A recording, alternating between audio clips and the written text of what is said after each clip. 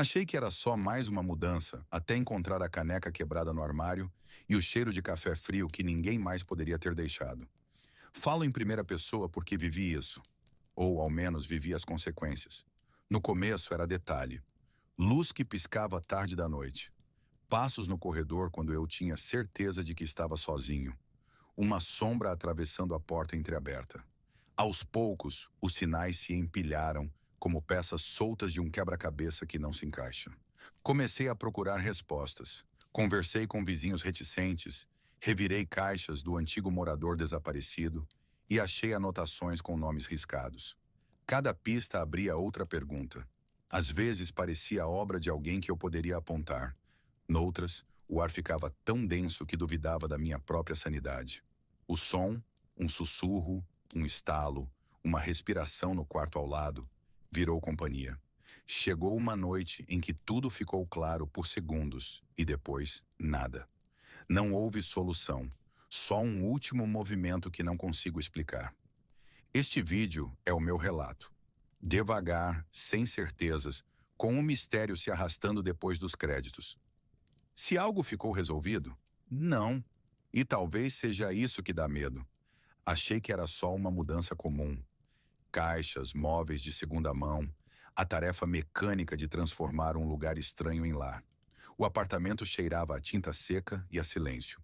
Na primeira noite, porém, a cozinha guardou algo que não combinava com a palavra novo. Uma caneca quebrada no armário. Dois cacos alinhados como se alguém tivesse tentado juntar as peças. Havia marcas de café frio ainda no fundo. Aquela crosta escura que só fica quando a bebida foi deixada há horas. Ninguém mais estava ali comigo. Eu sei disso porque contei cada pessoa que poderia ter entrado e não havia explicação plausível. No começo tomei os sinais como coincidências. A lâmpada do corredor que piscava exatamente às 3 da manhã, o estalo seco vindo do teto quando eu me virava para apagar a luz, a sensação de ser observado quando conversava ao telefone.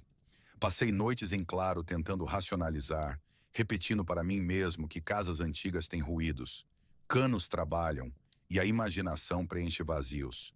Mas o vazio foi preenchendo com insistência. Passos que percorriam o corredor na mesma cadência que eu, sombras que atravessavam a fresta da porta e sumiam no ar. Um perfume de café que surgia no segundo em que eu pensava em abrir a caixa de louça do antigo morador. Decidi procurar respostas.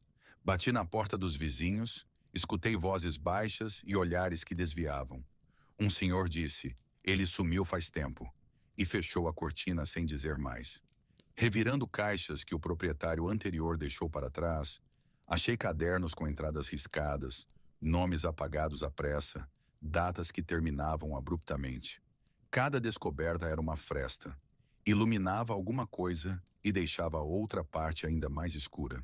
A presença que eu não conseguia nomear parecia brincar com detalhes. Um fio solto, uma caneca deslocada, um sussurro que imitava minha respiração. Falo em primeira pessoa porque vivi isso, ou ao menos vivi as consequências. Não tenho certezas, só memórias que se repetem como cenas de um filme quebrado. Vou contar tudo, devagar, peça por peça, sem pular as lacunas. Mas antes de seguir, me diga: se encontrasse uma caneca quebrada e o cheiro de café sem autor, você continuaria a investigar? Amanhã eu mostro o que havia escrito nas folhas amassadas e por que, por um segundo, tudo fez sentido. Continuei procurando respostas como quem segue um rastro de migalhas que some a cada curva. Fui bater à porta dos vizinhos. Uns desviavam o olhar, outros murmuravam que já tinham ouvido coisas, mas não queriam se envolver. "É prédio antigo", disse uma mulher no elevador, como se isso explicasse o inexplicável. No corredor encontrei o zelador, um homem com mãos de quem mexe em canos há 30 anos. Ele encolheu os ombros e soltou um: "Antes desse morador sumir já tinha relatos." E abriu a boca para dizer mais, mas a porta do apartamento ao lado bateu sozinha e calou-o. Saí com uma sensação de tê-lo arrancado de algo que preferia deixar enterrado. Revirei caixas que cheirei a poeira e histórias. Havia fotografias amareladas, cartas com trechos cortados, contas e um caderno com nomes riscados, até quase não restar nada além de linhas negras. Embaixo das folhas encontrei uma caneca parecida com a que achei quebrada, intacta na foto, partida no meu armário. Um bilhete dobrado chamou mais atenção. Nunca responda quando a casa pedir. Estava escrito com pressa. A lógica tentou me guiar. Talvez alguém brincando, um vizinho invasor, algum viciado que ocupou o apartamento antes. Mas as evidências se recusavam a encaixar num só culpado. Pareciam peças que forçavam o quebra-cabeça para mostrar outra figura. À medida que eu juntava fragmentos, os sinais ficaram mais pessoais. Uma noite deixei um gravador no corredor. Quando voltei para ouvir, havia um ruído baixo, como se alguém cutucasse madeira. E depois, claro como um nome sussurrado. Meu sobrenome. Outro dia, acordei com o cheiro de café. Aquele mesmo café frio que ninguém poderia ter deixado. E encontrei marcas no balcão, como pegadas de dedos envelhecidos. Durmo mal. Conto os intervalos entre as luzes que piscam e me pego falando sozinho com a casa, pedindo lógica de volta. Houve uma noite em que tudo fez sentido por alguns segundos. Vi uma sombra parada na beira do corredor. A porta do meu quarto se fechou devagar e senti um movimento que não era vento, não era humano, algo que puxou o ar ao redor de mim e o listou como folha. A clareza passou tão rápido que não consegui segurá-la, e depois restou apenas o som ritmado de alguém andando no apartamento vazio. O que fiz depois? O que aconteceu naquela última noite? Vou contar. E preciso que você pense comigo. Se fosse você, como reagiria?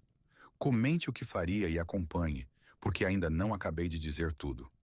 A noite em que decidi encarar tudo começou como qualquer outra.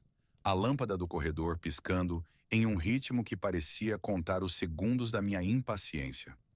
O cheiro do café frio vinha forte da cozinha, perfumando a casa como se alguém tivesse acabado de se levantar.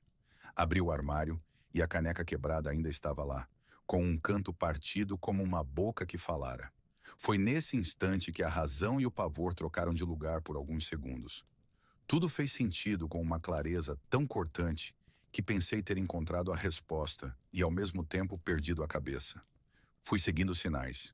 Um papel amarrotado com nomes riscados, sempre mais riscos sobre o mesmo nome, como se alguém insistisse em apagar uma presença. Toquei o papel e a caneta ainda marcava a ponta do traço, como se tivesse parado há pouco. Alguém sussurrou meu nome, ou eu disse o meu nome para me convencer de que ainda era eu na casa. Quem está aí? Eu perguntei, a voz seca no peito. Nada respondeu além do estalo da tubulação. Então ouvi passos, vindos do quarto onde, dias antes, eu havia revirado caixas procurando pistas do antigo morador. Pareciam passos hesitantes, como quem passa apenas para confirmar que as coisas ainda estão no lugar. Abri a porta devagar. A luz da rua entrou pelo vão e desenhou uma silhueta larga no chão. Não um corpo completo, só uma sombra que atravessava a madeira, tomando a fresta como se fosse porta e não espaço.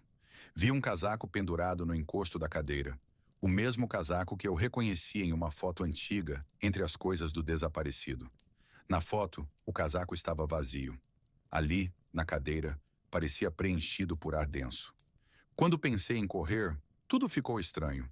Por um segundo vi a cena inteira. A caneca, os nomes, a respiração que eu jurava ouvir vindo das paredes, encaixando-se como um mapa. Soube o que aconteceu e com quem, e por quê. O segundo seguinte levou a clareza embora. Senti uma mão fria envolver meu pulso, não firme o suficiente para apertar, apenas o bastante para que eu percebesse que não estava sozinho. A mão se afastou e a cadeira rangeu como se alguém tivesse se levantado. Não houve rosto, não houve palavras. Só um último movimento. A xícara deslizando até a borda do armário, parando como se tivesse sido empurrada por algo que não tenho nome para descrever. Gravado em mim ficou o som daquele arrastar e uma pergunta que me acompanha desde então. Quem deixaria um sinal assim e por quê? No próximo vídeo eu mostro o que gravei naquele minuto e a foto que peguei depois. O que você acha que aconteceu naquela casa? Comente. Fiquei parado no meio da cozinha enquanto a xícara quebrada no armário parecia me acusar com o brilho opaco dos cacos. O cheiro de café frio ficou preso nas paredes, como se alguém tivesse acabado de se levantar e ido embora. Respirei fundo e contei as pequenas coisas. A luz que piscava no corredor às 3 da manhã, o estalo de passos do outro lado da porta fechada, a sombra que cruzava a fresta, como se tivesse pressa de não ser vista. Cada detalhe já não era mais detalhe.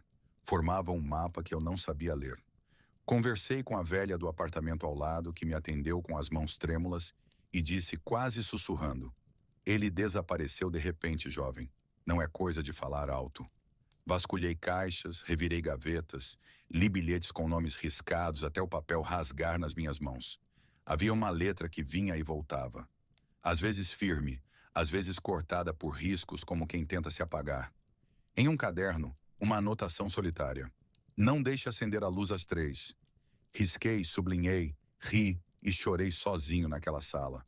As noites ficaram longas. O som passou a ter rosto. Um sussurro na parede, um respirar que não era meu no quarto ao lado. Passos que começavam e engavetavam-se no corredor do prédio. Em uma noite, tudo aconteceu rápido e claro. A lâmpada tremeluziu, algo atravessou a sala em um borrão, e a caneca ganhou o eco de um tilintar sozinho. Por segundos, vi um movimento. Não um vulto, mas uma intenção. Um alcançar, um recuo, e então silêncio absoluto, como se alguém tivesse desligado o mundo.